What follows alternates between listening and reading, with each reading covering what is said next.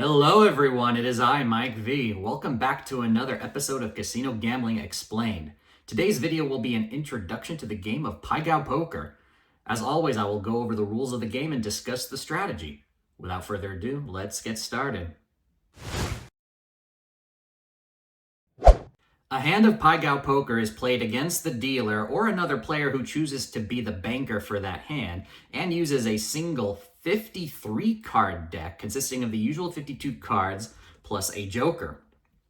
The joker is partially wild. It can be used as an ace, or it can represent any card that completes a straight flush, or royal flush. Once players have made their bets, the dealer will give each player and himself or herself 7 cards each.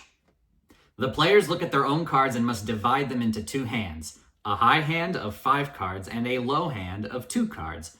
The 5-card hand must have a higher poker rank than the 2-card hand. Standard poker rankings are used with the 5-card hand, with a noticeable exception being that a straight consisting of ace, 2, 3, 4, 5 is the second highest straight behind that of ace, king, queen, jack, 10. The best possible 2-card hand is, of course, a pair of aces. After all players have sorted out their hands, the dealer will set his or her own hand in the same manner, but must do so in accordance with the casino-specific rules known as the house way. All players' 5-card and 2-card hands are each compared to the dealer's. To win your bet, both of your hands must have a higher poker rank than both of the dealer's hands. Any ties go to the dealer. If you do win your bet, you get paid at even money minus a 5% commission. If both of the dealer's hands beats your hands, then you will lose your bet. If you win on one hand and lose on the other, then it is a push and your bet is returned. Pushes are quite common in this game, allowing for a slower pace of gameplay. Unlike most table games, it is possible for the player to be the banker for a hand. Banking requires having a bankroll to cover the potential wins of all other players at the table should you get dealt a lousy hand, which is just one reason why most players decline the option to bank, assuming they knew they could in the first place. The one benefit of being the banker, though, is that you will win on any individual hand that ties, bringing down the overall house edge considerably. Speaking of house edge, let's take a look at that along with the strategy for Pai Gow Poker. If you are just starting to play the game, a good idea would be to take a look at the house way for the casino you are playing at. You could even ask the dealer to set your hand based on the house way if you are unsure on how to play your hand. Using the house way strategy will result in a house edge of about 2.72%, give or take. Not bad relative to many newer table games. If you are banking the game, that can get reduced to about 0.25%. There are various levels of strategies out there that you could use to reduce the house edge by as much as 0.2% when the dealer is banking. However, for this video, I will share some basic guidelines on how to best set some of the most common hands. Starting with no pair or no hand. This is the worst type of holding you can get and can be quite frustrating as it almost guarantees a loss. The typical strategy is to play the second and third highest cards in the 2-card hand. Next, we have one pair.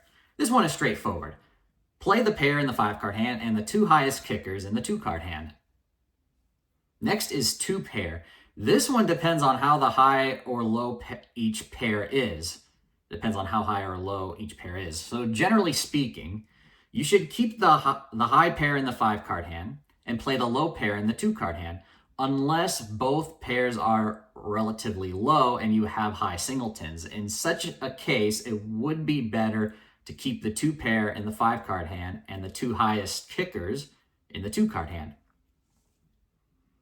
Next, we've got 3 pair. This one is also straightforward and is quite amazing to see. And you simply play the highest pair in the 2-card hand. All right, 3 of a kind. Most of the time, you will keep the trips in the 5-card hand, playing the 2 highest kickers in the 2-card hand. If you have 3 aces, or rarely with 3 kings, it might be better to split a card from that set into the 2-card hand. Okay, next we have a straight or a flush. This applies to both. So you have to keep the straight or flush intact as part of the 5-card hand. In most cases, that will leave you with a weak 2-card hand, which will almost certainly result in a push against the dealer.